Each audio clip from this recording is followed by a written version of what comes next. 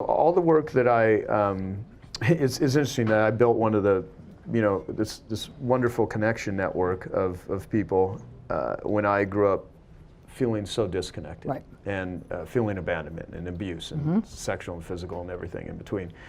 And there's a guy years ago that he's a 70-year-old gay man. I never met him in person, but I talked with him on the phone, and he gave me a definition of intimacy, and he spends his time sponsoring people with sexual addictions. And he said, intimacy is a mutual exploration of a shared safe place. Abuse is anything that takes away the safe place, and addictions are what we do to make ourselves feel good when we don't have a safe place. And I thought about that a lot, saying, okay, because I never felt safe when I was growing up, especially if you had any sort of abuse. If you don't hear the words "I love you," if you don't have anyone to go to for help, if you're getting abused, it's very scary. And with narcissists or like even psychopaths, who you're saying, so that definition I just gave, addictions are what we do to make ourselves feel good when we don't have a safe place. Is narcissism a coping mechanism, or is it, how would you describe it in terms of, because I don't know if they feel safe or unsafe, or how to, because I'd like to almost ask you about connection and intimacy from the experience of the narcissist. In some ways, it's, and again, and Tucker made also, I ate lunch with him, that's why he's featuring this conversation, but he, a lot of it does go back to early experience. Narcissism is made, and it's made by circumstance. These people are not born this way. Okay, it's made by circumstance. It's made by circumstance. Okay. Now, may a child be born with a temperament that makes them more likely to become narcissistic? Yes. They tend to be a little bit intense, probably like the colicky baby can become a colicky adult kind of thing. Like there is sort of an intensity. They're not an easygoing sort of a kid by any stretch. And some people are, they're just more easygoing. Even if terrible things happen to them, I would say 80% of my clinical population has experienced sexual trauma before the age of 16. It's pretty normative, men and women. And so obviously that does something to boundaries and trust. However, the bulk of them go through the world, I mean, they're wonderful parents. I mean, it's not like this is a guarantee that you've all but, this person's all but doomed to a terrible future. They've found their way through it. What they tend to do is be much more self-denigrating.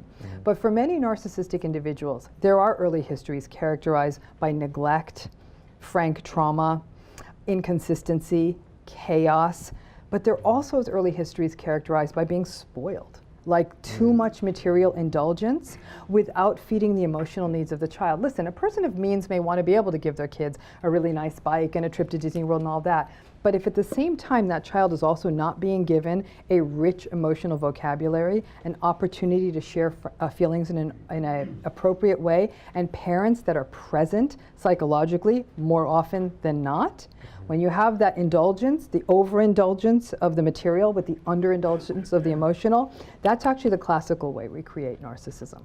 And then again, the people who experience some trauma neglect. I mean, neglect is a parent who may actually put them in a beautiful home with lots of things and the best schools, but the parents are nowhere to be found. This is a huge problem in Los Angeles. I see it on my kids' peers. I'm like, listen, I worked from the day my oldest Maya was 6 weeks old forward. It was required. I did the best I could, but I'm shocked at people who are like, we're going off for 3 weeks and we're leaving you with top flight nannies. Well, fast forward that 35 years and they're in my office and they're dealing with that trauma of abandonment. They were left with the best caregivers possible. They just weren't their parents. Right. And so this is not something that is just a child that's abused and neglected because they're impoverished. This happens across the spectrum. And so I think that narrative often fuels narcissism. Why? The world isn't safe. So that lack of safety fuels insecurity, that insecurity, that unempathic lashing out. And in this way, my goal, and it's a tough one to create, is to say, please be compassionate to narcissistic people because they've often had a rough start, and then get the hell out of Dodge and don't engage them. Because you can't win at that game. So I'm saying you do not need to be cruel.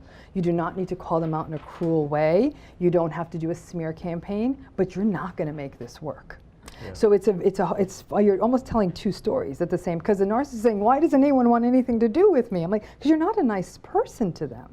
And I understand why you're not a nice person, but that's the balancing act here. People that are here or will be watching this that are in a relationship with a narcissist currently, or are tethered to one because of exes or relatives or things like that.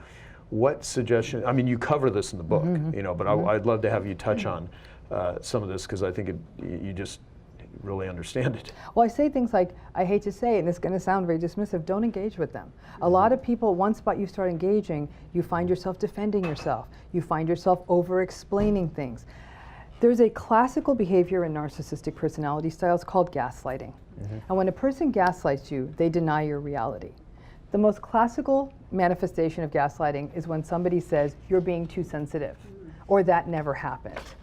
Yep. You know you're being gaslighted when you start recording conversations with your phone surreptitiously in your pocket for no other reason that you can play it back later and say, I'm not crazy. They really did say that.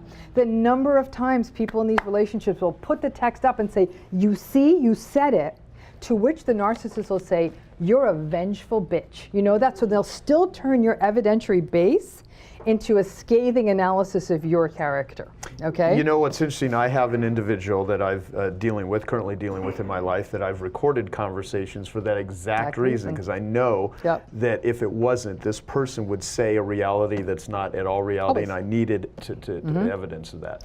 So the gaslighting sets this tone in a relationship where you feel chronically invalidated, chronically devalued, and frankly, sometimes downright crazy.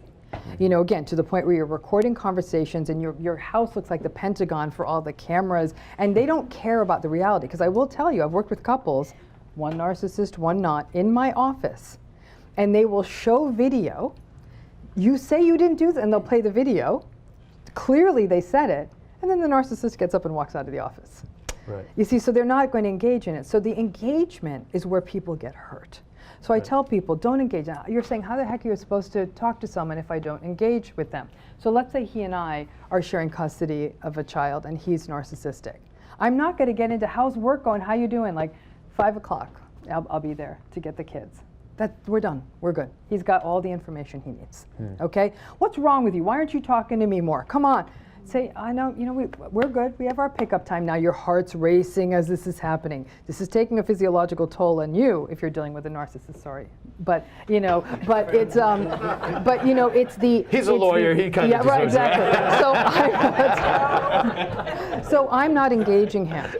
Then the other mistake people do is they start explaining themselves. No, what really happened was this, but you misheard, and then I'm like, oh man, you're screwed now. Like you're not coming out of this one. Right. Maybe there's a reason why sometimes narcissists are drawn to professions where arguing works, like being a lawyer, because they argue better than anyone, because they're able to lift a lot of the emotion out of situations because they don't bring it in. Right. So where we're often arguing from heart, they're arguing from logic, which anyone who's ever been in a relationship knows that doesn't work. Yeah. Okay? So it's I would say don't engage, don't defend, don't explain, and don't personalize. This is them. This is their madness. Leave it housed in them. So while they're like this, you just stay. I always say, in fact, one of my clients put it beautifully. He said, I have a cone of protection I now have. So he literally is like, I imagine a cone on me, and it keeps me perfectly still. So while they're going off, I'm completely serene. Right. And I really say, find that inner serenity, meditate, find some sort of mantra you can use while you're dealing with them. You're not even listening to them now. Yeah. They're, and you're like, you know what, it's time to go. It was so good to see you. And you use calm voice. I call it a hostage negotiator voice. You know, it's very easy to inflame them, so you really have to keep evenly toned. And so there's that piece of it too. And also, don't make excuses for them. The reason so many narcissistic individuals get so deep into our hearts and get so deep into our careers is we give them a second chance, a fifth chance, a 55th chance. We make excuses. He had a tough start in life. I say those are two separate conversations. He had a tough start in life, and he's treating you like shit. Right. Okay? You don't need to be mean to him. He did have a tough start in life. He is treating you like shit. You need to get out of this relationship. Yeah, so it's about self-preservation. Exactly, it's about self-preservation. The beauty of this, though, is, man, I've become so more aware of noticing this behavior in subtle ways that I never did before. It's almost like when you get really stung by one, then you start to see, you know. You do start to see it, and you also start to become, especially if you've really been hurt. You know, anyone who's been through a relationship or a really bad business dealing, and I've had it happen in 3 interesting spaces: in a family space, in a professional space, and it turned my career around permanently. It was literally where my career should have gone left and ended up going right, much to my toll, and then it ended up exactly where I wanted it. Right. And then once in a personal space. And I think that what does happen, though, is what you have to be able to endure, and I don't know if you've run into this, Joe, is that once you become the person who identifies that narcissistic individual, whether as colleague, whether as potential partner, friend, whatever, the first play is to distance, and to distance quickly. You know, I hate to say it, and I've been criticized for this, but I'm just going to put it out there. I called narcissism the second-hand smoke of mental illness, because you're just being near them is probably going to make you sick over time. And it was a recent situation I'd been in professionally. I'm part of an advisory board that convenes regularly in Washington, D.C. around mental health issues. There was one guy, I mean, like, if narcissism had a smell, it was coming off this guy. Very arrogant, lots of swagger. People who are charming and charismatic terrify me. Like, when I meet a charismatic person, I'm like, I gotta go. You know, all my friends, like, when I was trying to date, they were kind of like, he's charismatic. I'm like, oh no, absolutely not. And so I was looking, let's find someone awkward who's sitting in the corner, doesn't have friends. That's so my funny. guy. And so, you know, what got interesting is that You should be a spokesperson for every non-charismatic person that wants to oh, date. absolutely, because the non-charismatic people are where the magic happens. I mean, they're so sweet and kind and loving, and I think I understood what you said, that psychopath and sociopath, there may be a CNS or a genetic Psychopath. component with The psychopath, psychopath. and then a environmentally created with sociopath. Sociopath. Do I understand that you're saying there may be, with narcissism, there could be a neuroplastic rewiring? Is it something that we can reverse? you mean in terms of treatment? Yep. So- And have you seen any connection with sensory integration disorder and narcissistic tendencies? That's a great question. So to your first point, if you look at the research by Elsa Roningstam, and she's at Harvard Medical School, she has written some really neat, really great theoretical and empirically based stuff on narcissism. The biggest problem with narcissism research is it's based on very small sample sizes. So the generalizability of the findings is not so great, because there's not a lot of good treatment work done, because they don't come into treatment. They're 80% more likely to drop out of treatment, so it's hard to do that work. She does believe, though, that there's a potential with a narcissistic individual of what we call a corrective emotional experience. That they have an experience that engages in exactly the kind of rewiring you're talking about. Now, here's where my role in this whole world gets interesting. Because I work more with survivors of narcissistic abuse than I work with the actual narcissists. A lot of people out there with stars in their eyes, with Mr. Charisma that they met at the cocktail party, want to believe that they're going to be the corrective emotional experience.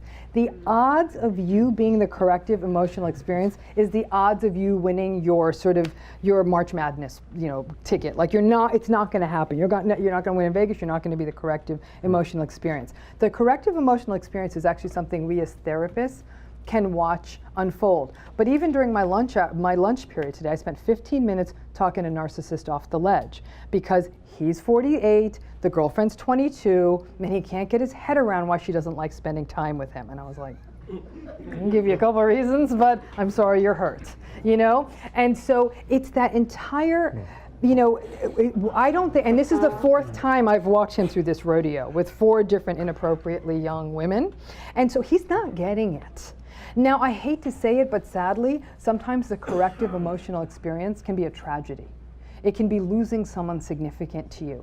We don't want to program that for, well, once your kid dies, I'm sure everything's going to turn around for you. Like, we don't want that as an intervention. So it's the question of, does that happen every so often? The stars line up. Going to prison can sometimes be that corrective emotional experience. I'd say for about 2 out of 10 narcissists that go to jail or prison, it ends up being a wake-up call, like, I don't want to do that again, and I've let everyone down. So I think that in a very small subset, because of the lack of self-reflective capacity in narcissists, they don't have the ability. Empathy is equal parts out and in. The out part is me caring. Joe, are you okay? Did you eat enough lunch? Is he, is he bored right now? Like, I'm worried about Joe, I'm worried about all of you. But the in part is, am I reflecting on my contribution to this? Like, am I aware of how I'm reacting? Am I aware of my stuff? They can't do either. They can't do the out, they can't do the in. But so there is some possibility for that. In terms of sensory integration stuff, we could even argue this and extend it to people who are on the spectrum, right? There is a lot of argument. Like, people say to me, what's the difference between autism spectrum and narcissism? There's a big difference, okay? People on the spectrum have a processing issue. They cannot uptake and process social interaction and other environmental stimuli the same way because of a central nervous system issue that we're still trying to fully unravel. That said, in a child or an adult with autism spectrum, when the empathic miss is pointed out to them, they do not become defensive, they do not become angry. They very quickly say, I didn't know. And sometimes will express very authentic emotion at the thought that they may have hurt someone. We see this all through the age span. And immediately that's when we know. Because I have a lot of folks who come in, women, who will say, I don't know if my husband's on the spectrum. I don't know if he's narcissistic. So we'll try some stuff. I'll give them questions to try with him the next week. And we're pretty much able to unplug it. So that processing issue means that they can integrate new information and say, I'm so sorry I hurt you. I just didn't know. And so and I think that would also go to other sensory integration experiences. Yeah, that would be my guess. That's what I'm wondering about, because I've seen that. The retraining of sensory integration disorder, but it's a minimum kind of a 2-year. Yeah. You're really on the spectrum, Yes. and that survival mentality is number one. Right. It's a 2-year rewiring process before you kind of go, okay, we can hang out together Right. a little. And now. it's the same in narcissism. Any published research shows people have been in therapy for 18 months to 24 months. Good luck finding an insurer that's going to pay for that. And so you've got almost 2 years of multi-time a week therapy, and still only a subset of those clients improve. No one's got that kind of access. So on a population level, I'm not clear on how we're going to improve this. Hey, I hope you're enjoying this video, and I want to let you know that I have a new book that's come out, and if you'd like to get it absolutely free, there's a link below in the description, or you can wait till the end of this video, or you can simply go to joesfreebook.com and you can get a copy there. What's the link between narcissism and addiction?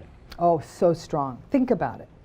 This is a person, at the core of it, narcissism is about emptiness. I always say it's like a bucket with holes in the bottom. No matter how much water, no matter how much validation you put in it, it's always coming in. There's not enough times I can tell you you're wonderful and you're beautiful and you're smart and you're successful. There's not enough anything to keep it full, right? So when someone feels empty, what do? They fill the hole. And there ain't nothing that fills that hole like drugs. Yeah. And so it is so common. And here's what I find when I work with behaviors, right? Or behaviors. Yeah. And I find this when I work with rehab centers, addiction centers, and in fact, Tim, you'll be able to speak to this too, is I work with families who now are having a family member go into rehab, right? And their hope is, well, now they're clean, they're sober, they're home, this is gonna be great, everything's gonna be great. And they come home and they're still an asshole. I'm like, oh yeah, they couldn't get rid of the narcissism suite. Now he's just not using Coke anymore. Yeah. Now he's a grumpy narcissist because he's not using Coke anymore. So it's I think that the two go together. And what happens is we do know that narcissistic traits make maintaining sobriety 1,000 times more difficult. Right. I would imagine, again, I will defer to you, that people who are narcissistic are much more likely to relapse because the first time they come up against a disappointment, it feels like the bottom has fallen out, right? So the easiest way to get back, to get that soothing is to turn to drugs and alcohol. So I really do think that they're highly, highly, highly correlated. Right. I mean, I would say well over 50% of the narcissistic personalities I've worked with in therapy had comorbid or past addictions. Wow. So in your latest book, one of the emphasis and focuses on helping the person heal, yep. Not so much emphasis on the narcissist itself, although the first beginning part lays the foundation and the groundwork. So for people that are out there, let's play a game. How do you spot a narcissist in a crowd? It's funny. This is the question everyone grapples with. How quickly can I find them? What are the red flags? How can I pick them out in a crowd? I mean, listen, it's a probability game, right? It's like picking a horse in a race. If you pick the odds-on favorite, it's probably a good bet, but they still may not win the race.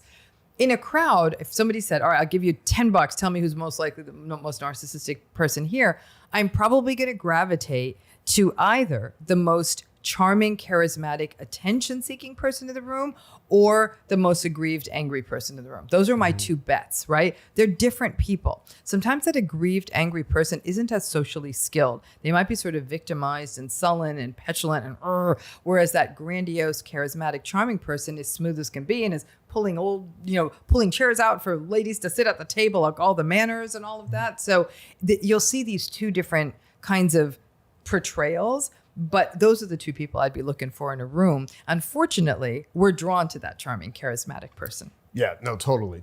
So do narcissists usually develop relationships with non-narcissists, or do they often find each other together? So you're asking such an interesting question, and I've really been doing a deeper dive into this issue, so I'm so glad you asked it. One of the things that people struggle with is they say, am I a narcissist magnet? And one thing I tell everyone who's ever gotten into a narcissistic relationship, I say to them, you know why the narcissist chose you?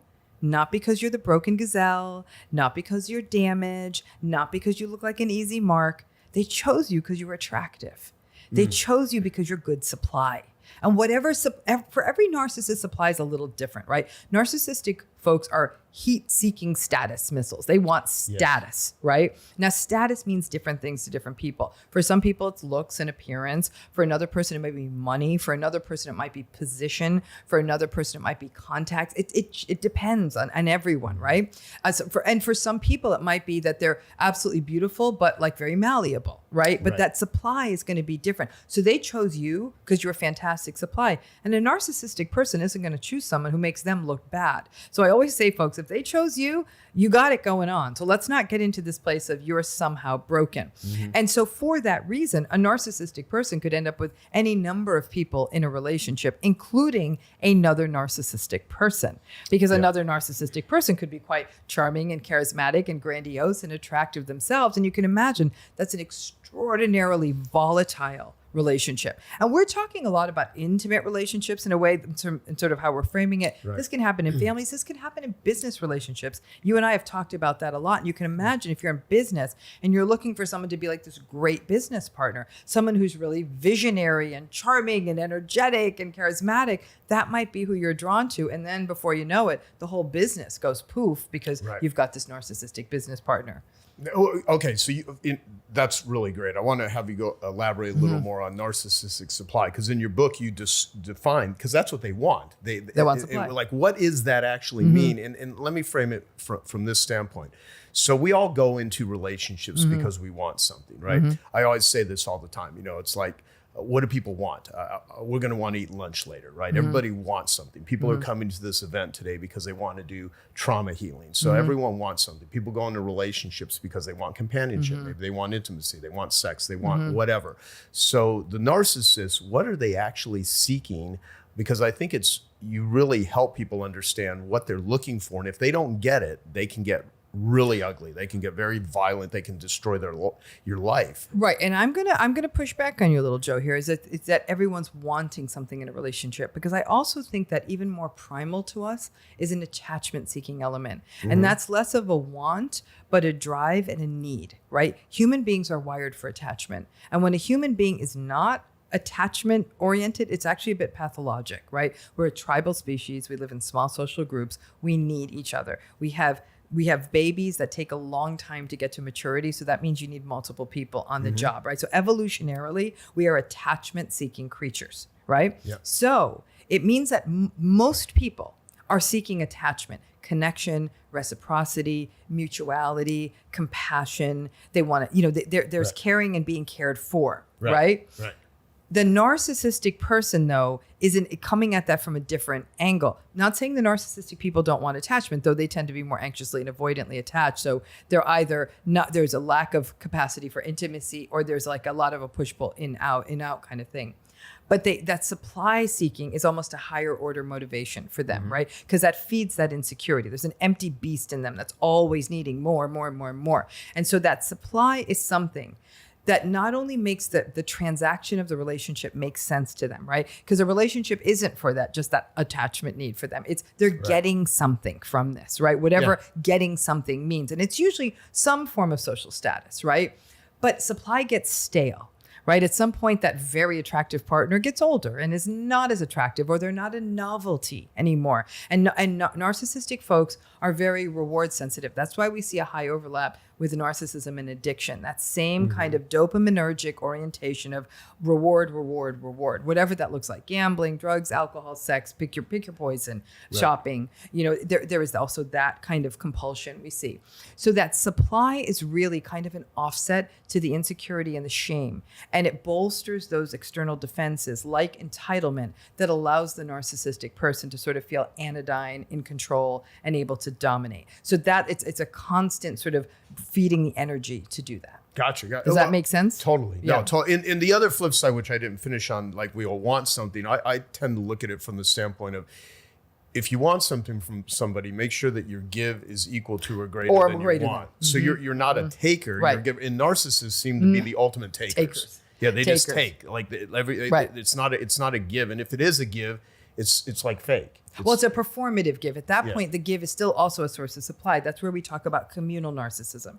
Those narcissistic folks who they sort of trick people, because unlike the grandiose narcissist who's very extroverted and is sort of look at me and sort of shiny and handsome and all this other stuff, or the vulnerable narcissist who plays victim and everyone gives them supply by trying to like save them or give them supply in some other way, the communal narcissist gets their supply by playing at humanitarian and rescuer, and I'm the great savior. And so that's why at the most extreme end of the communal continuum, we would see a cult leader, but at the more mild ends, we'd see the person who seems to be organizing things to save every vulnerable group in the world, but behind closed doors, they're screaming at their spouse, they're screaming at their staff. So they're a terrible person, but to the world, they seem like a humanitarian. You know what I'm talking about. I absolutely. Yes. You're the when you first shared that term with me about, I don't know, 4 years ago. Yeah. We were talking, and I won't name names. Very famous person, men and women, that give to charity. Let the whole world know they're doing it. Social media posts, television, you name it.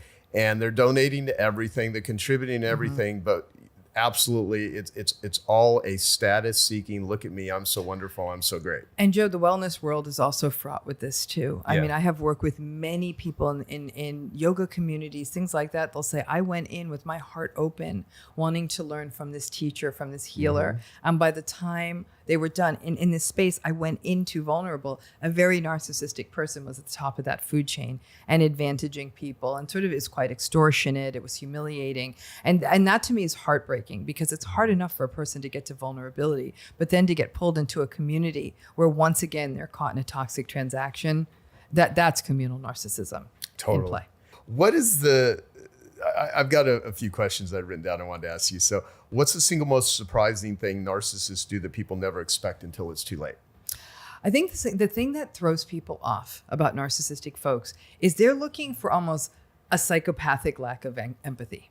Does that make sense? So we keep hearing lack of empathy. So they're expecting to meet someone cold and remote and distant who doesn't cry at movies and who doesn't like babies and doesn't like puppies and all of that stuff, right? So when they meet a narcissistic person who actually can seem quite gregarious and warm and cry at the movie and be emotional at times, that's what throws people off. And I think this is why we've got to get away from this idea of the narcissistic person having like a forked tongue and, like horns on their head. That's not that.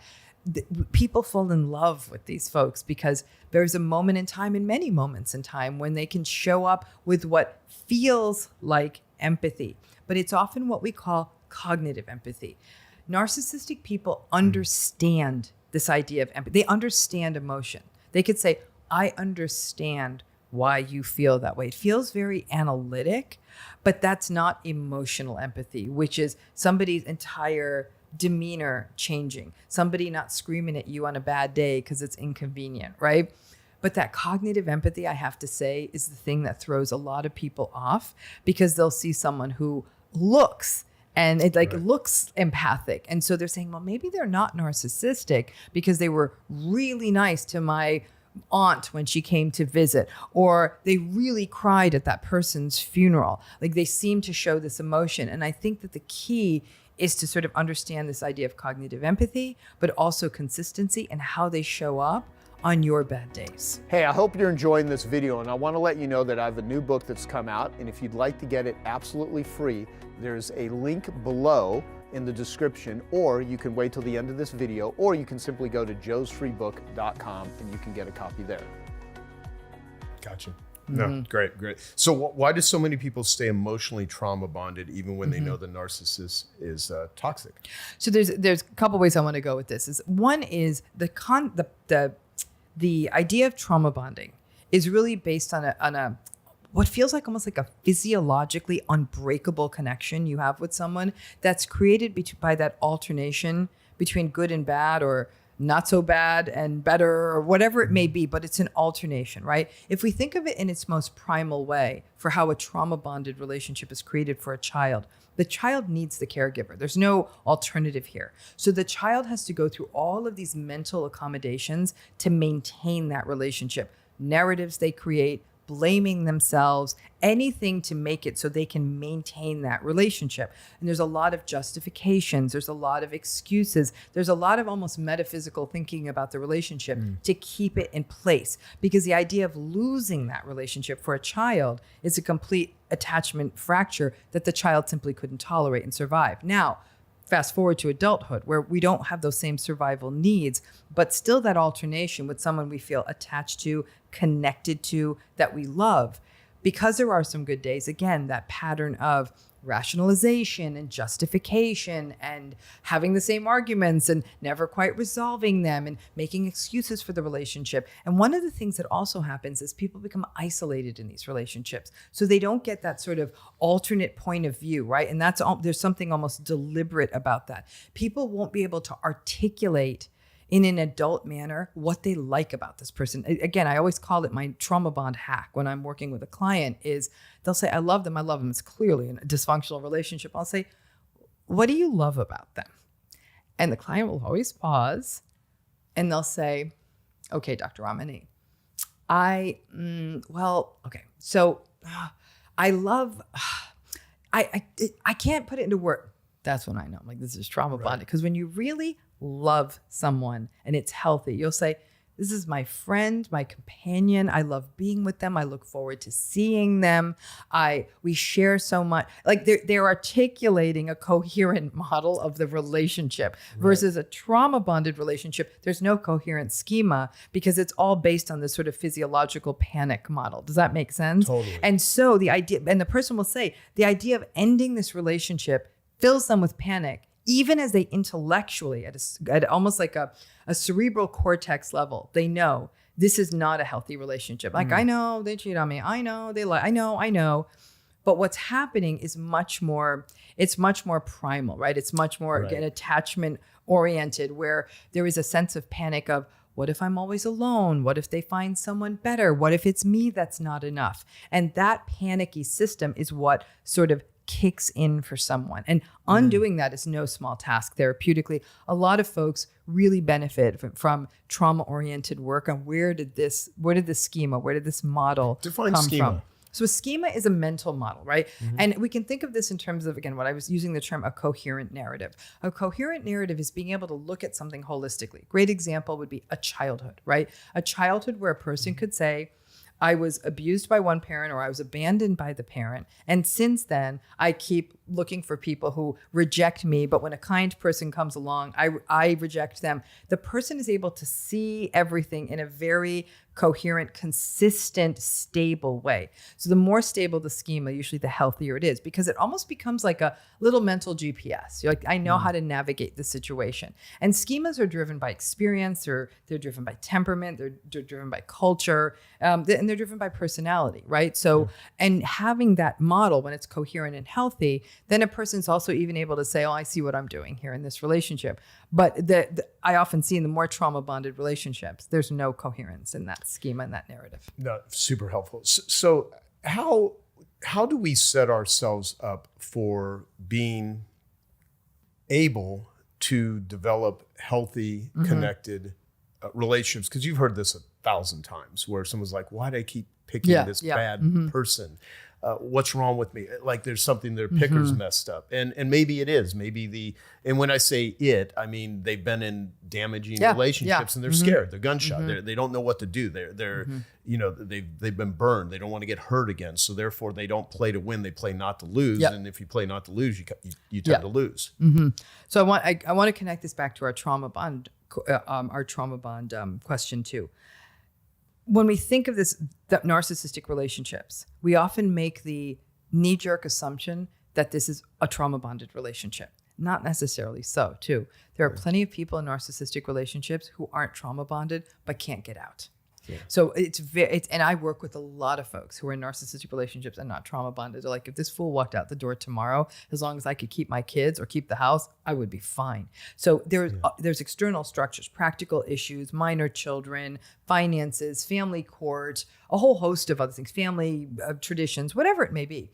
So those folks are like, I see this 100% clearly, but there's no clear path out for me, right? Now, to your point about how do we talk with people and create these healthier models of relationships? First of all, we need to create healthier models of relationships. We don't talk to people about this, right? Yeah. For all the things we talk about, we don't really have those straight up informed by psychological science conversations of what makes a healthy relationship. And I keep using these terms: mutuality, reciprocity, respect, compassion, and above all else, Joe, psychological safety. That a person feels like they can come into a relationship and show up as they are, farts and all, and not feel that they are going to be rejected on that. And I say that jokingly, but I always say, like, there's the fart test in the relationship. That first time you pass gas in front of someone, you're like, oh my God. And I'm like, what did you really think you were going to be married to someone in 50 years and not pass gas in front of them?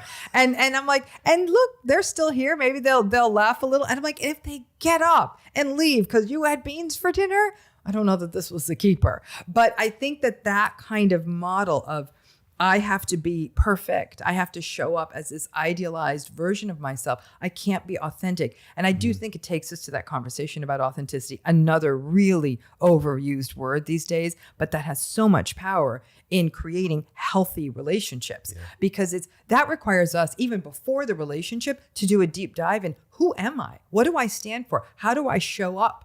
And people are afraid of that because they were told, maybe in childhood, I show up as my true self, I'm going to be raged at, I'm going to be told I'm selfish, I'm going to be told I'm ungrateful. They go into a relationship, the first time they show up as their true selves, they're rejected. And so that can really squelch that authentic self, right? Yeah. But that's what a healthy relationship is, that capacity to feel like you're in something that's not only psychologically safe, but balanced. We are very much so still, and I think social media made this worse, in the era of the checkmark relationship. You know, I think we still have very gendered anticipations around that, whether it's around money or appearance or youth or whatever it may be, intelligence, anything. And instead of these very, very sorts of healthy barometers, and I don't know about you, Joe, but I have a handful of friends who are in fantastic long-term relationships and marriages. And when I look at all of their relationships, and these are people you can of every age, ethnicity, these are straight couples, these are queer couples, these are couples with money, without money, and you feel that you're in the presence of two people who get each other, who have each other's backs. It doesn't feel lovey-dovey. I don't feel like I'm in some sort of fairy tale. I feel like I'm with two people where it's just like a big cozy blanket and I just want to stay in their house forever.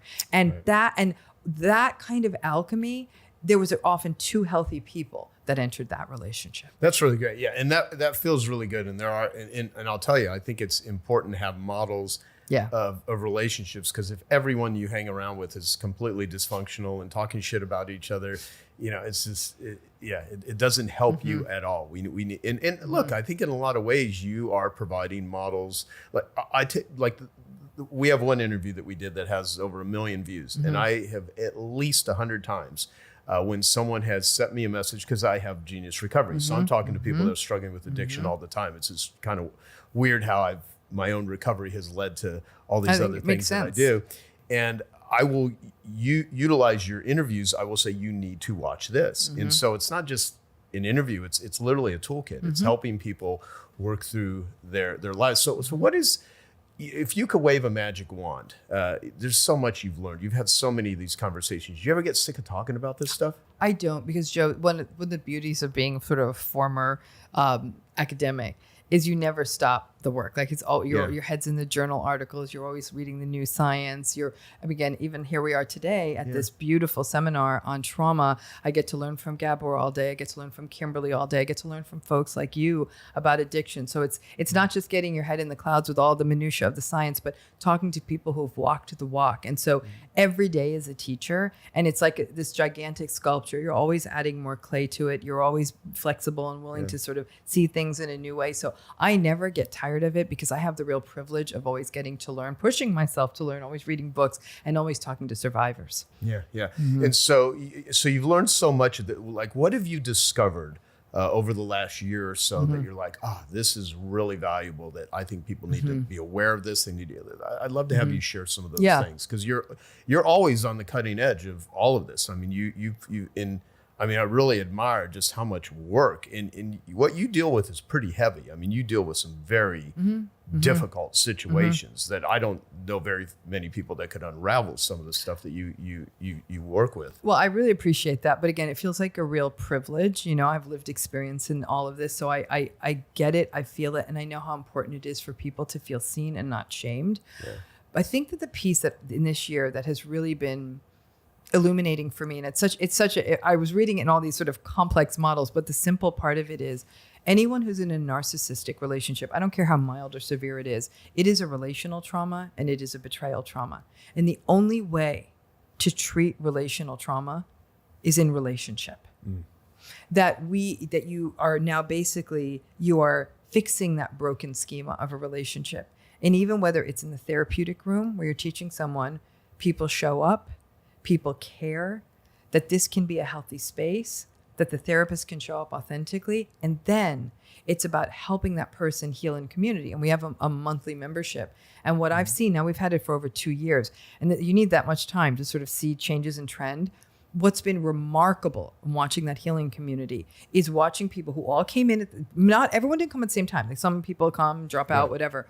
But is watching people evolve from feeling that they couldn't even get out of bed to becoming the healers themselves. Yeah. They healed relationally. You see this in the addiction community all the time. We heal relationally, right? That idea that somebody can go off with a book or a podcast and do this themselves is never going to happen. Or even, I still don't even think therapy is sufficient. There has to be community. We heal in community. And I think that helping people understand that they're not alone. And listen, I have worked with folks who've been in 30, 40, 50-year marriages with narcissistic folks, right? So they raised kids in it, the whole 9 yards. And they said, you know what, Dr. Romani, if I had 5 years, 8 years into this marriage, even before we had kids, 1 or 2 years in, had I read this, I would have gotten out. There was just simply no framework. We had no language, right? And that applies in the world of addiction. Think of how long there was no language. We didn't understand this as a disease. We didn't understand how people heal. We didn't understand the intersection of trauma and addiction, right? When each of those layers of the onion got peeled away,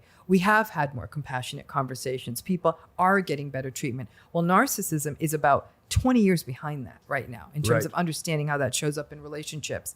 And now that people are getting these schemas, they're willing to clock these patterns earlier. And that plus the relational understanding, I think we're actually going to start seeing people being more discerning in their relationships, maybe sort of capture these things as patterns and start disengaging earlier, giving themselves even permission, not just in intimate relationships, but even in workplace relationships, family relationships, saying, no, this isn't okay. This is one-sided. This is asymmetric. This doesn't make sense. So, I think the needle's moving, but as all arcs are, they move quite slowly. And so those are the things I've really learned in the last year. So I really am focusing on the community piece of this. Yeah, no, so critical. And I always go back to the saying, you're sick as your secrets. And so having people to talk to, silent battles, the hardest battles to fight, to try to do this on your own is so difficult. So I absolutely agree. I mean, I would have never had recovery with addiction without community. I don't think anyone would. Yeah. And I always say to people, like even when they talk about 12 steps, it's not an attendance program. No. It's a step program. Yep. You go meet other people, you do the steps, that sort of thing. I've read comments where, and I'm so curious because I've never asked you this, where someone would, probably a narcissist on the other side, where you are really describing someone. They'll say like she's a narcissist. No, they all call the time. you a All the narcissist. time. All the time. Yeah. So how do like what is that about? How do you interpret it? I mean, listen, if somebody sees themselves in the content, first of all, I applaud them for willing to do that. I think that's an incredibly vulnerable thing to do. However, that vulnerability activated the shame, activated the rage, and they're gonna. Joe, I'm going to be I am willing to be completely self-effacing in that they see a person who makes her living putting herself in a public forum to teach people about this. And in some level, it's paying the bills, right? You know, I'll give them that, right? And many, I get that. And it hurts my feelings. I do not read my comments. I would be in a psychiatric hospital if I read my comments. I'm still a very, very sort of, I have I understand my own neurotic personality structure and my fearfulness and all the things, right? Yeah. And so I really would dig in my own therapy say, do I have empathy? And she's like, why are we having this conversation? You have deep empathy, you know? And then, so it's like, I'm thinking I will even stand in a line when I don't need to stand in a line because I don't want anyone to think like she's ever taking advantage. So I know I'm not those. I'm very, because entitlement is the sort of the trunk of the tree. And so I never. And so I'm pretty confident that I'm not. In fact, I think if I was narcissistic, my business would have been so much better and so much bigger. But you do come against that. And I do think that more than anything is that people are being made uncomfortable about this conversation. Yeah. And so it's activating shame in them. I also think that it's the nature of online spaces. And so people are on the attack. I'm sure you get all this stuff all the time. And so any of us in this space too. Yeah, right? no, you just just hearing you say that makes me realize why the heck are we so sensitive where I could read like a book review where, there's like there was one that I read recently that was a negative review. And right before and right after is like, this is the best book I've ever read. And I'm like, how is it? But why do I get so bothered by that? Why do we get why are we so sensitive to it? And how do we not be bothered by it? Or maybe that's part of just being a really cool human. Like, yeah, you're sensitive. You don't want people to call you something that you're not, or you don't feel that you're not. I mean, how do we become less bothered by it? I don't know that we do become less bothered by it. In fact, maybe we don't. I don't know that we do. I think that part of the burden of empathy is that also would sensitize us to that kind of discourse, and it will. And I'm going to be frank with you. I think that anyone who's had a history of trauma and anyone who's had or a history of these kinds of narcissistic betraying relationships, there is such, again, a core schema of what's wrong with me? What did I do wrong? Do I deserve this? Am I the bad one? Right? Since that's such a central schema, that kind of commentary is going to bounce off of that. And instead of like, I'm absolutely not that, is that there's a plausibility to it. And then it causes this sort of grappling. And I don't think grappling's ever a bad thing. That creates the core of accountability, which is another core element of a healthy relationship.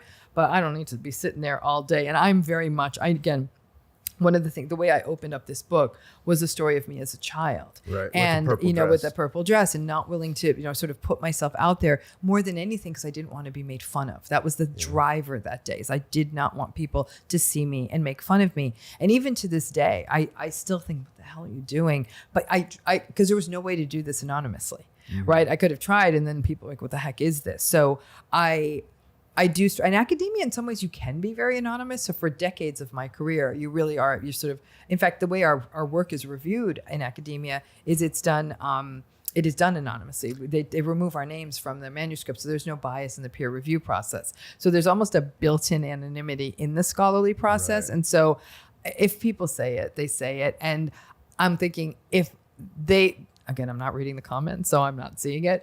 But if it did lead the person to grapple with, well, maybe I am the narcissistic one, maybe then the content was worth it. Yeah. Well, look, I mean, for every person that ever says that, you have so many. I mean, literally, you have millions of glowing comments about you if you were to look at every video that has been put out. And the thing I admire about you is you're not like this marketing person trying to get views and follows or get people. I mean, because I've known you long enough to, you're just out there trying to help people.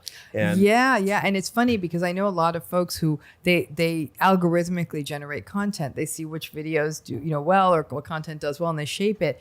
And for me, actually, Joe, because I am such a reader and a listener and talking to other people, or if you will, my content is very much driven by something that hit me hard. And I'm thinking, this hit me hard. It might hit someone else hard, or maybe it'll mean one more person is understood. So listen, if I can keep the lights on and the kids in college, I'm fine. No, and you truly are a person that's in the transformation business, not the transaction business. Yeah, 'Cause no, you we're are- definitely in the transformation you're- business. Trying at least. I've not told you. I recently acquired the website transformation.com. Good for Don't you. know what I'm going to do with it yet. Well, you'll do something. I've wanted it for 20 years. It's directed to genius recovery at the moment, but since I've gotten that, I got it from a friend who's had it for a long time. Refused to even sell it to like Oprah and stuff. Didn't want anything. Wow. We're done with it. And so I acquired the site, and I've been thinking about the term transformation. Like, what does that actually mean? And that's really kind of what you help people do. How would you define transformation? Like, what does that even mean? Because there's, there could be the fluffy spiritual ways that we could look at it, but what does that mean? So to me, transformation is not like a wholesale 180, but it's actually an orientation of a person back to themselves and seeing themselves accurately. That's what transformation is to me. So is it possible to heal from narcissistic abuse without constantly focusing on the narcissist? And if so, how do you do that? The only way to heal from narcissistic abuse is to not focus on the narcissist, right? The understanding the narcissist piece is, to me, is like the module 1. It's like the first grade of it all, right? You need to understand what you're up against. You need that helps inform the dynamics and the it's not you of it all. But from there on in, it's all you. It's about you. That was the thing that happened that tripped you up, that shaped your identity. That basically the only way the relationship works is if we quit ourselves and become what they want us to become. So that's why the cover of the book is always these layers, right? Yeah. Because it's really meant to be an excavation. You're going back and finding the little shards of pottery that made you. There's so many more questions I could ask you. We could do this for a long time. What did I not ask you that I should have? I'm going to ask you a question. How about we do it that way? Love that. Right? Because you work in the addiction space. And this is something, interestingly, in the last year and a half, I've been asked to talk to you about. What are your feelings about what we find in the science about the overlaps between narcissism and addiction? Well, I think we find people whose dents match our dents. And so if we heal ourselves, the relationships that are no longer expanding or contracting us tend to go away. I approach everything from, is this person, is this situation, is this feeling expanding me, or is it contracting me? When I was in active addiction, I was not responding to life, meaning not being responsible, because what is responsibility? It's responding with ability. And so I was reacting to life all the time. And if you are around a reactive narcissist, because my view of narcissists is they're setting off bombs. They leave a lot of shrapnel constantly, right? And so to remove some games in life, the only way you win is you don't play. And you have to get out of these games that you're not winning. And like Gabor Mate, who we're going to be with here in a few minutes, he has that term, the question is not why the addiction, but why the pain. So I view addiction from the lens of it is a solution. It's not a very good solution. It's a solution. But if you're lonely, if you're hurting, if you're anxiety ridden, if you're depressed, you're going to look for a way to scratch the itch. And the narcissistic supply is very similar. Like why was Al-Anon created? Or, Codependence Anonymous, right? Who I know Ken Richardson, who's created, CODA, because you become addicted to the person, to the crazy making. And so I think the link between addiction and narcissism, in a lot of ways, if you feel broken, if you feel hurt, it's kind of like cotton candy. It doesn't have real nutrition, but it gives you that hit. It does, and it's so numbing. There's a narcissistic hit. And so I don't know if I'm answering the question very well. The way that I look at it, though, is like, man, it's kind of like the whole purpose of your latest book. It's not you, it's to heal yourself. And if you heal yourself, you can't fully remove yourself oftentimes from it, but you can definitely put up better boundaries. And I believe everyone can find peace and healing if they stick with it long enough. And it may not have to always be super long. I mean, you can... every passing moment is another chance to turn it all around. I think that was from the really wacky movie Vanilla Sky years ago. So I think we can have that, but ultimately it's heal yourself and remove yourself from those relationships and be aware of it. Last thing I'll say is that I never noticed, I ignored red flags. And you helped me a lot with this. I ignored a lot of red flags because I felt I'm an empathetic person. Let's give people a chance, right? But they were there. But what I didn't notice at all were the yellow flags. Didn't even occur to me.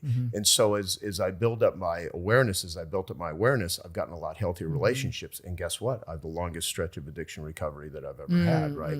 And so, And then last question, because this is Genius Network and it's for entrepreneurs. And my last question to you is, do you feel a person can be a successful entrepreneur without narcissism? Absolutely. I mean, I've asked you many times, am I a narcissist? Like, are there parts of me that are quote unquote narcissistic, that sort of thing? And yes. Not only do I think it depends how you define success. Because if we look at financial success, there's tons of very financially successful narcissists and world leaders right now that are, in my opinion, awful humans, causing not only damage emotionally to people, but murder. I mean, they're literally hurting people that are very wealthy, that have high and I think that's the hardest thing for people that are good, caring people to see, why is this? Why do I work so hard? I raise kids, I raise my family, I do so much work, and you see this asshole out here getting rewarded. But is that really success? You know, success is, to me, is, you know, like you said, if you're in a home with a healthy relationship, you just want to stay there all day. It like hugs you. You know, to be able to go to bed and feel like, you know, I can hug myself. I can love myself because I didn't go and hurt people all day today. I don't have a bunch of people hating me because of my behavior. I'm a contributor. I mean, to me, that is far more successful than anything else. I totally agree. And I think one of the big challenges in entrepreneurship is, because it is, I mean, I admire entrepreneurs. Some entrepreneurs scare me. I consider myself an entrepreneur. I've learned so much from you, is that I think we often conflate that the success, the competitiveness, the capacity to market, all of that requires that narcissism. I firmly believe it doesn't, but I do think in some ways it might slow a person down to a growth that's more organic, right? Because they're not just doing anything and everything to get to the top and saying, well, I'll clean up the messes later. So I think to be an ethical, heartfelt, compassionate entrepreneur is not only possible, I see it happen all the time. And it's an extraordinary thing to witness. It may not be as sassy and Forbes 500-y, but it certainly can be something that changes the world. The way, like I always say, planting an orchard always takes a minute, but it's going to yield a lot of fruit for a long time. Love that saying. Love that saying. And look, there's a lot of successful people that live in prisons with golden bars. Absolutely. And you've seen it. You see it all the time.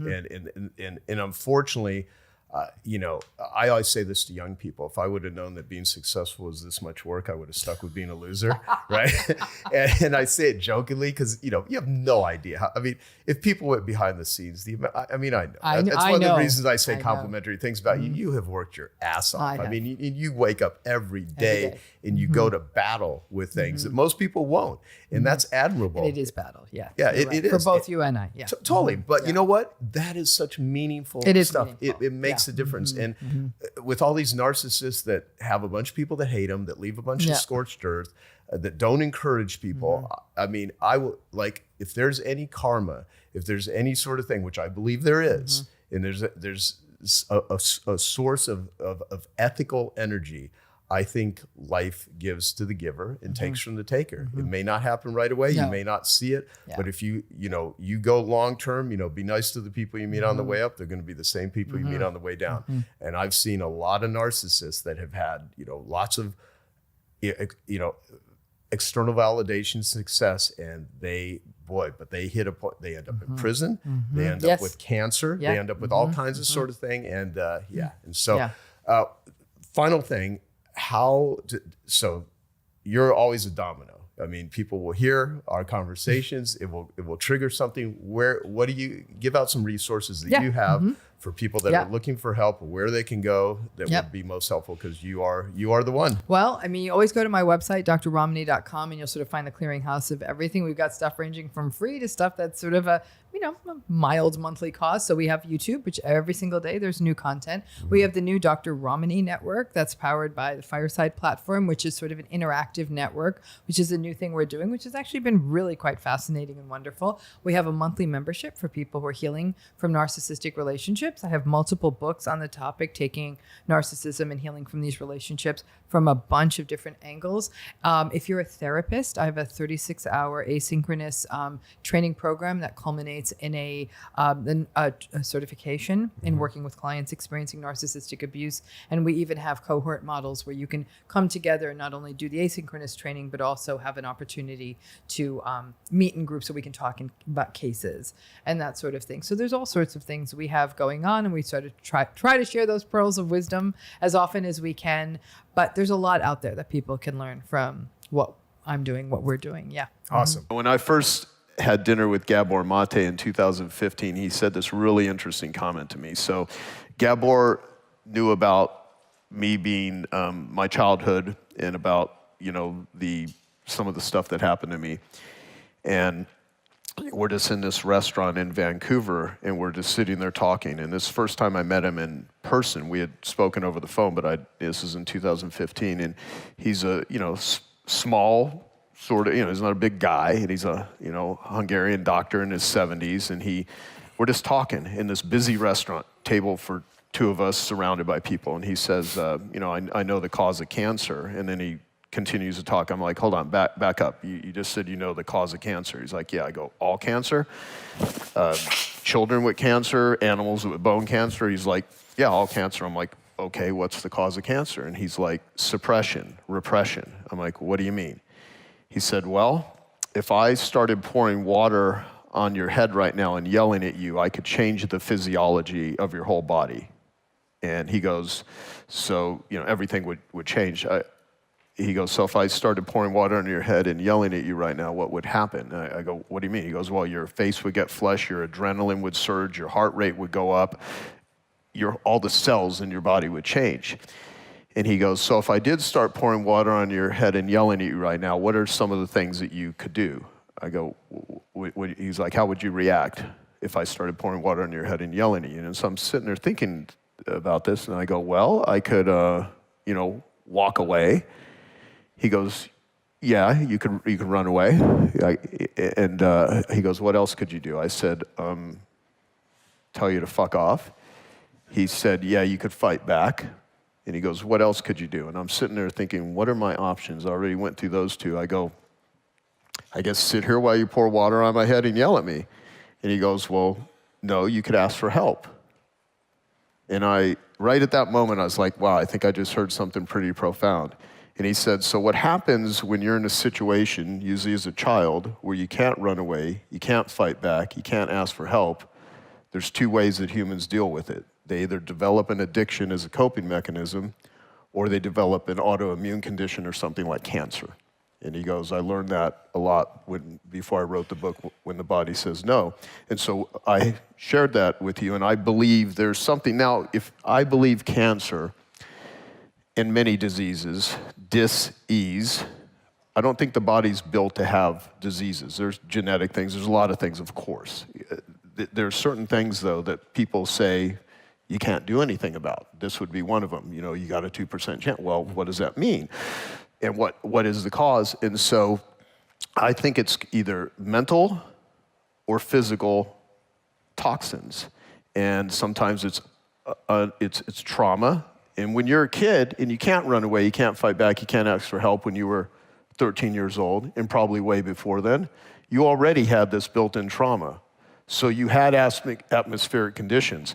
But as we become an adult, we actually can ask for help. But the thing for me is I never even realized it was so conditioned to me that, oh, that was even an option. I'm in a busy restaurant surrounded by people, and it never even entered my consciousness that I could ask someone, hey, there's someone right here yelling at me, please, someone help me. I just, and I realized when I was an addict and when I had so much physical pain in my body and all kinds of stuff, my mother, women that are abused and molested, there's been some studies that they have six times increase of getting cancer. My mother became a nun. She left the convent because she had gotten ill. I don't know what happened to her. But my father, he lost the love of his life. You know, you look at Louise Hay's published, Hay House, grief. Lungs have a lot to do with grief. Why did my father get lung cancer? Well, he smoked, but why did he smoke? There's a lot of stuff. So I believe that, not only can you be completely cured from this, I believe you can help a lot of people too, which is why I wanted you to come here and tell this story, because you have been taking on, going through this journey with you. You reached out to people and you were very hesitant to going to your group, Gathering of Titans, which you created, and all this, and the outpouring of love is, and no matter what happens, you have opened yourself up in ways that you've never done before in your life. You've transformed your health. You have connections that never would have happened. So in a lot of ways, I look at this as a gift for you. You're 100% right. And that is his name, Gabor.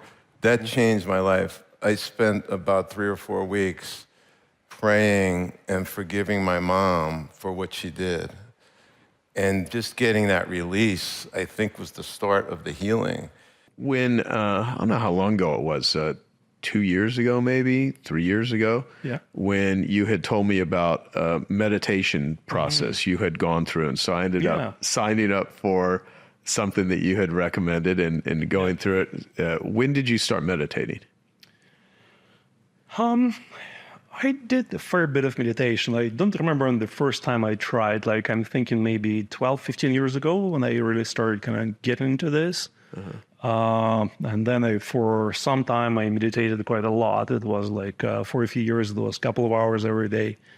And before that, like, I tried and then I would succeed and whatnot. I remember at one conference, there were some fancy monks speaking, and I'm like, buddy, like, you're talking about this meditation that looks awesome, but, I'm unable to find half an hour every day or whatever you recommend. And he's like, hey, if you cannot find half an hour, why don't you start with 1 minute?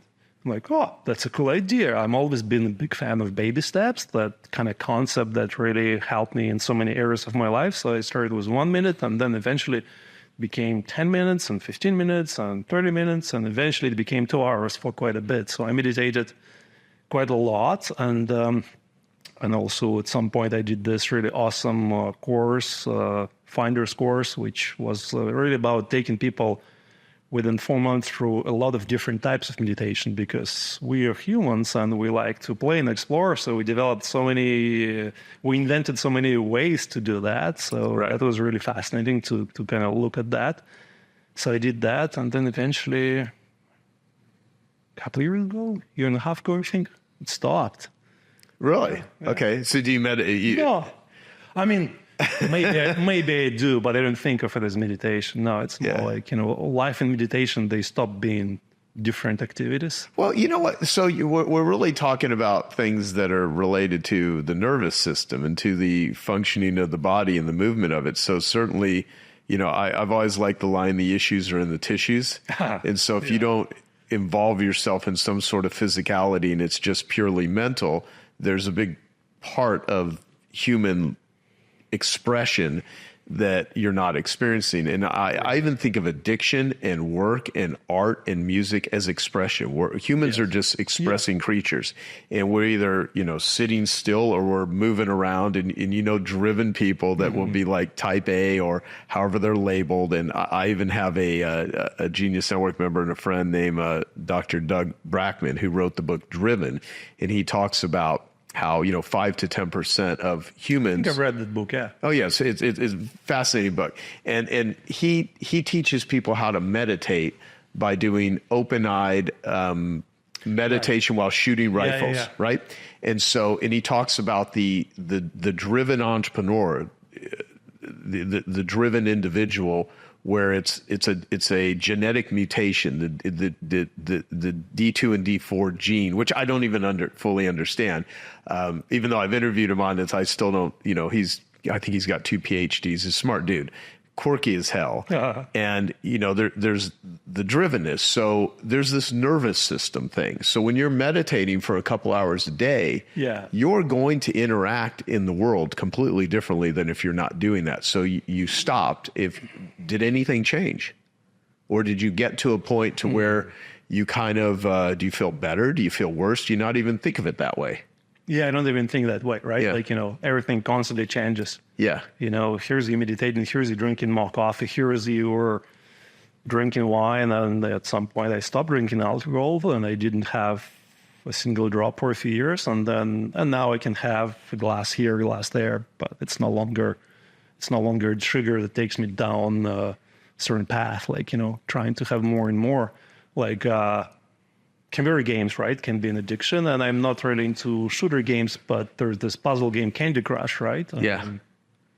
So well designed, like, when I play it, I can see, oh wow, so well designed as they throw different stuff at you and they're trying to get you addicted. And I used to sometimes play a lot. And, I have never played Candy Crush in my entire life. I don't even understand it, but that's... Yeah, I mean, it's just a puzzle game, right? And the way it works, it kind of distracts your mind from stuff. In a way, it can be, I read some interesting research some years ago that can be helpful to process some emotional stuff. And I remember I took my mom for her 75 years a while ago to Rome. And he didn't want to go because her mother, my grandmother, was pretty sick, close to death. But I'm like, Mom, she's been that way for a while. Let me take you for your birthday. We went to Rome and having a good time there. And then my grandmother dies while we're there. And my mom is in a deep, dark space. And I remember that research. I'm like, hey, Mom, let me show you this game, Candy Crush. And, and I pointed her to Candy Crush. And she took her a little while to figure it out. And she started playing.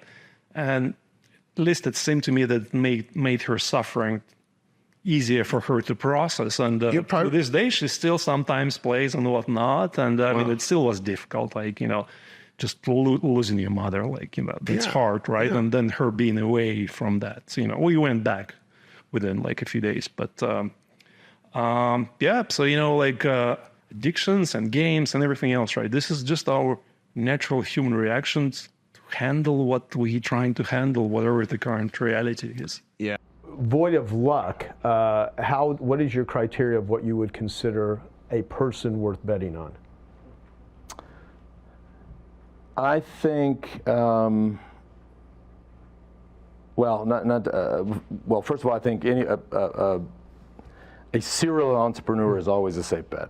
Mm-hmm. I mean, if you're in the space and you feel good about them and they've done this a time or two or three and had exits and they've proven that they know how to start and build and sell businesses, your risk comes way down. Everybody here knows that. But I also not to get weird or woo-woo, but it's just a spidey sense, right? You just get around people and you're like, by the way, the rest of your team, the rest of the room could be like, this is the person. This is the guy or the gal, like we have to. And you're in that room, you're like, there's something fucked up about this person. Mm-hmm. I don't know what it is. I don't want to go have coffee with them after. And that, I think you really have to listen to. I probably would have. And by the way, I've been outvoted on my team on one deal in particular, which has held true. And it's hard in a team to. I mean, you can't stand up if you're talking about a business plan and a space where people can make money and TAM and all these things that people talk about. It's hard to stand up and go, I don't know. We got a weird vibe off them. I don't think we should do it. Like, that's hard to say, but it's real. Yeah. You're like, I don't know. I wouldn't do it. Like, if the guy just called me out of the blue and it was my personal money, the answer is flat out no. Yeah.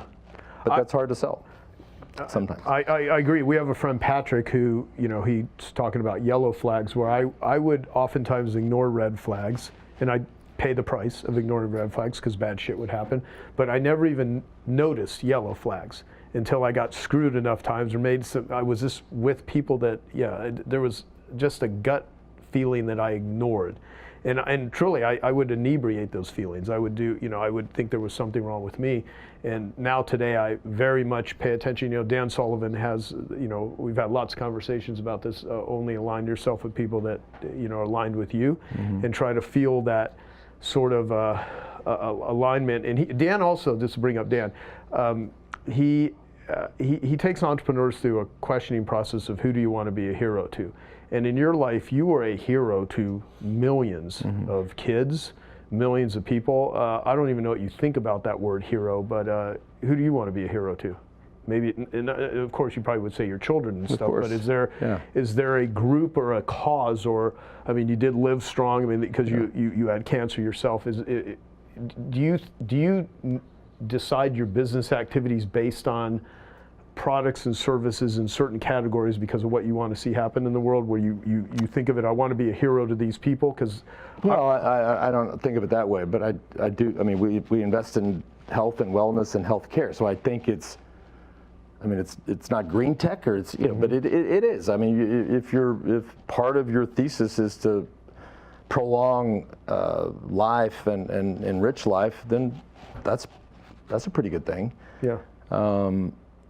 The word hero is no famous athlete. I mean, we have, ask Danica. I mean, think about that. Danica, I mean, no chick is driven around an oval or all these other things with a bunch of dudes ever, except for you.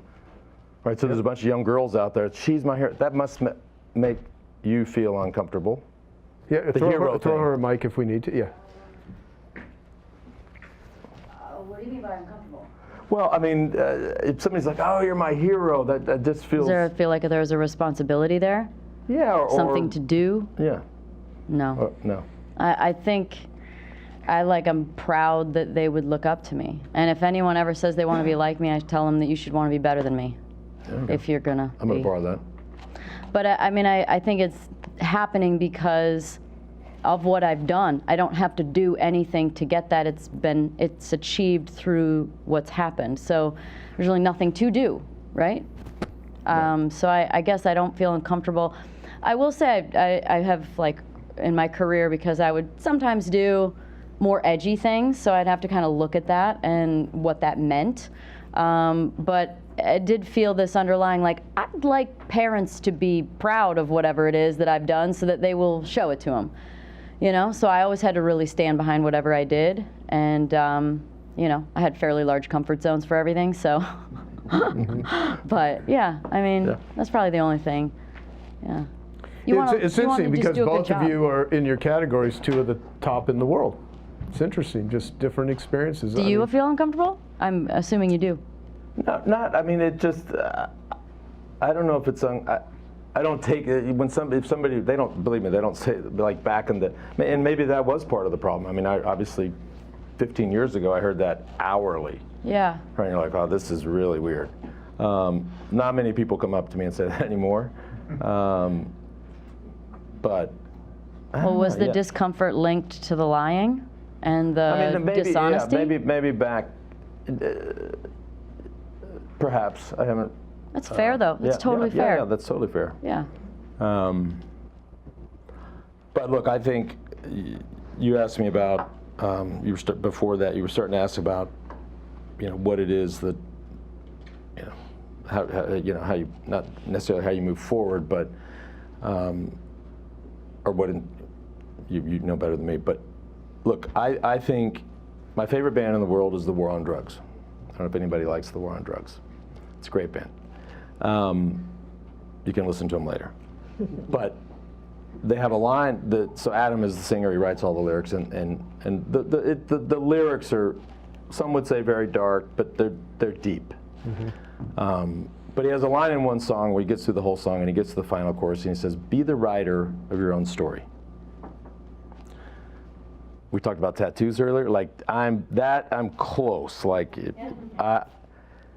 that should be, I think, everybody's goal in life, is to be the writer of your. What does that mean, right? Writing your own story means that's how you, like, every step you take, every breath, every second of every day, you're writing your story.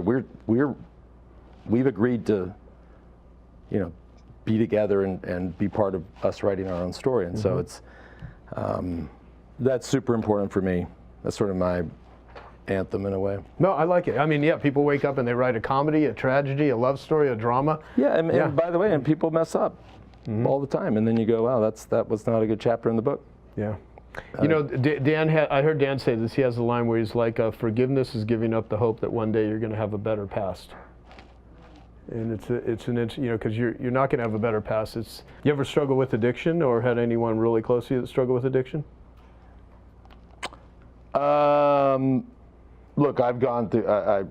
I've gone through periods. I mean, I grew up a white trash kid in Plano, Texas. Like we drank from the age of 15. Like even being an athlete didn't matter. I've tried to really dial that part back. Haven't been perfect. Haven't had a drink in a month, which is a long time for me. And I love that. Like I think I'm 52 years old, right? Drinking at 52, for example, is not the same as drinking at 15. I think we can all agree. Like I'm like, why doesn't it feel like that when you wake up? Like it just doesn't. So and I want to live a long time. I really do. And that thing I told y'all earlier about realizing that 10 years ago feels like yesterday, I was like, oh my God, like I'm 52. So if tomorrow's 10, I'm going to be 62. Like this shit's just, the roll of toilet paper just gets smaller and smaller. And so nothing else, I would love to have had less hangovers in my life, but I'm working on that. And in terms of other people around, look, I mentioned that a lot of my rivals had died. There's one who didn't die, Jan Ulrich, who was my biggest rival. Right? He's a German guy who I never talked to, and we would shake hands, and I didn't dislike him, and I didn't even have a relationship. I just knew that I was scared of him. He inspired me, and I wanted to really, my number one job was to beat him. And he got destroyed. He was the biggest athlete in Germany. He got exposed, and he took this other path, and he got destroyed. And when I mean off the rails, I mean really off the rails. And I've never had the kind, but crystal meth, cocaine. I mean, serious addiction. And everybody gave up on Jan, except for a few close friends. And then finally, his close friend called me and said, "We need you to come over." I didn't even know the guy. They said, "Can you come over?" I said, "What's going on?" They said, "He's anybody that's tried to help him, he's pushed him out, and we can't help him." And I said, "I'll be there tomorrow." So I left the next day, and I went to sort of this Mickey Mouse rehab that he was in Switzerland. It was so bad. Like he could walk freely, and he was clearly still fucked up. I'm like, what kind? Then I went and met with the head of the rehab. I'm like I've never been to rehab, but this doesn't feel like the way it's supposed to be. Like this guy's like walking around and clearly fucked up. And so we got him sort of sober. I started to do some event, and then I'm establishing this relationship with this guy. He's a very simple person. Jan, he wakes up every day, he's like, "How far will we ride today? What's for lunch?" I'm like, I don't know, but I'm thinking about a zillion other things, and you care about shit like that? And we got him basically sober, and then he fell off again. And then 2 Christmases ago, I get the same call. He is in Cuba, just completely off the rails, was flying back. It's like 4 days before Christmas. And he, for whatever reason, his connection was in Cancun. The pilot took him off the plane because you could just tell, just swollen. The pilot says, "This guy can't fly." So they give him his bags and say, "Get out of here." So he's walking around Cancun, not the greatest place in the world. And what does he do? Goes straight to the bar, starts getting in fights, or doing, next thing you know, he's in jail. Next thing you know, he's in the hospital. I get the same call, like, we're not in, but his friends say, and this time he's on my land, he's in North America. They said, "We're not leaving because it's Christmas." And I said, "Okay, well, I'll leave tomorrow morning." So fly down there and get him. I mean, it's been, this time we got him in a real rehab, and he's been totally sober for 2 years. He's such a great part of my life. Wow. Yeah, his name's Jan Ulrich. You can look him up. He was such a sweetheart. Yeah, there you go. Wow. Yeah, yeah. Huh. So this is, I was in Marco Pantani's past. So Pantani was the great Italian climber. He died of a cocaine overdose in a seedy hotel room in Milan, Italy. He was also the biggest athlete in Italy, bigger than any soccer player, bigger than anybody. But yeah, if you see some of he would often send me pictures and videos of him in his like strung out phase. If you see that face right there versus the shit that I have, I mean, this guy it was terrible. But they just did a 4-part documentary on him. Amazon did. Really? That just got released in Germany. That will eventually, I think, be released in the U.S. But yeah, I mean, his friends said when they first called me that, I said, well, why do you? I didn't question it. I mean, I was going to leave. I was like, but like, why me? Yeah. And they said, you're the only guy that's ever scared him. By the way, he scared me. Wow. I was terrified of this guy. He was so talented. Like I in fact believe he was way more talented than me. So he scared me, but that motivated me. And I knew, I was like, every day I was like, fuck, what's Jan doing? What's Jan doing? He was that good. And when they said, you're the only guy that ever scared him, I said, all right, I'll leave in the morning. Wow. So it's been a fantastic bond. He's just, he's very simple. You know, he doesn't, you know, he's got 3 kids. Like, he deserves to be saved. And this is what I hate about, and maybe it's the media, right? And we all did the same things, right? Pantani is dead, Jimenez is dead, Vanderbroek is dead, Communal is dead.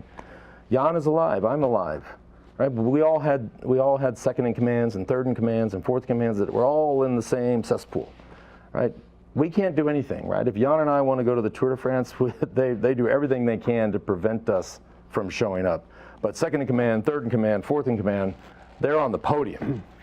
I'm like, how does that work?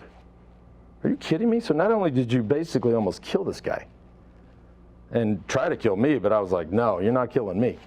But you almost killed the guy, and his second is on the podium, like shaking hands and kissing babies. That's not right. So, wow. But you know, a guy like Jan, I mean, my #1 goal for Jan is that he writes his own story, and he's got a fucked up story. But he gets a chance to keep writing and editing this story. That is awesome. Yeah. You were, I mean, that's like atmospheric condition changing right there. Yeah. That's being a domino. So yeah. Awesome. I love that. When funny story, when I finally made it to Cancun, he was in this awful hospital, right? You can imagine. So in Mexico, you have public hospitals and you have private hospitals. He was in a public hospital. That's bad. And he had gotten really violent with the nurses, and so they had knocked him out, and they had him restrained from both wrists, ankles, and chest with a catheter, so he was asleep. And I go to this doctor, I'm like, what are you doing? Like, I said, wake him up. And they're like, no, we can't wake him up. I said, wake him up.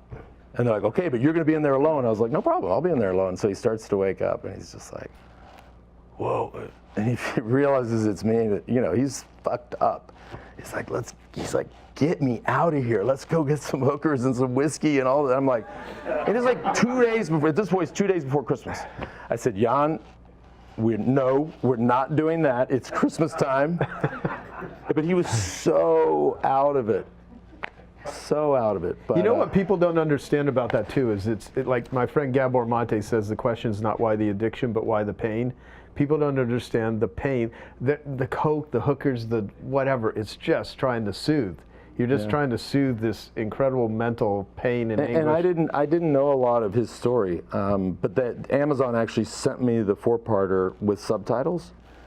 And I knew 10% of it. I knew that the media destroyed him. I knew that he was the biggest athlete in Germany. I knew that he was originally from East Germany.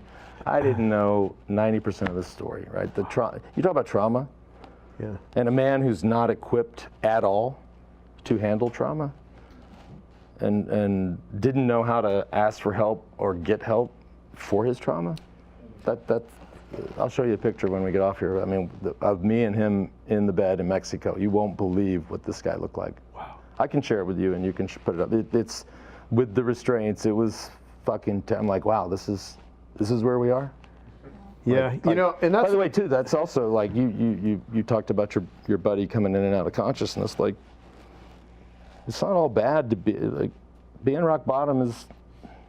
As long as you know you're at rock bottom, you're like, it's only up from here. Yeah. The moment you say it can only get better, that's pretty cool.